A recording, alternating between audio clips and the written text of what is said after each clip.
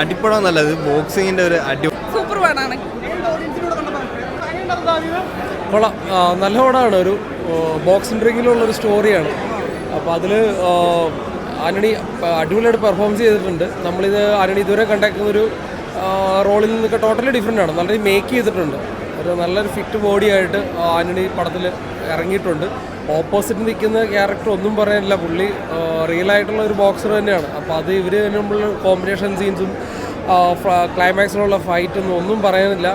Climax നല്ല രീതിയിൽ ഇത് എടുത്തിട്ടുണ്ട്. നമ്മൾ എക്സ്പെക്ട് ചെയ്യുന്ന രീതിക്ക് ടോട്ടലി ഡിഫറെൻ്റ് ആയിട്ട് ക്ലൈമാക്സ് മേക്ക് ചെയ്തേക്കുന്നത്. ഒരു നാടൻ തല്ലുകൂടത്തിൽ നിന്ന് ഒരു പ്രൊഫഷണൽ ബോക്സർ എന്നുള്ള ലെവലിലോട്ട് പെപ്പെ മാറിയിട്ടുണ്ട്. അതിനുള്ള ഹാർഡ് വർക്ക് ഉണ്ട്. വിജയരാഘവൻ്റെ പെർഫോമൻസ് എടുത്തു പറയണം. ആ ഒരു സ്ക്രീൻ പ്രസൻസ് തന്നെ കൈയടിക്കാനുള്ളതാണ് വിജയരാഘവൻ്റെ. ടോട്ടലി പറയുകയാണെങ്കിൽ ഫാമിലിക്ക് കൂടി ഇഷ്ടപ്പെടുന്ന രീതിയിലുള്ള ഒരു മാസ് മസാല ലെവലിലാണ് പടം മേക്ക് ചെയ്തേക്കുന്നത്. കൊള്ളാം, കിടിലൻ പടം, നല്ല ഫൈറ്റിങ്, നല്ല സൂപ്പർ ഫൈറ്റിങ്, നല്ല നല്ല നല്ല അടിപൊളി പടമാണ്. ഇത് ഒന്നിനും ഫൈറ്ററൊക്കെ നല്ല ഫൈറ്റിംഗ് ഒക്കെ നല്ല ഒരു വ്യത്യസ്തമായ ഫൈറ്റിംഗ് ആണ്.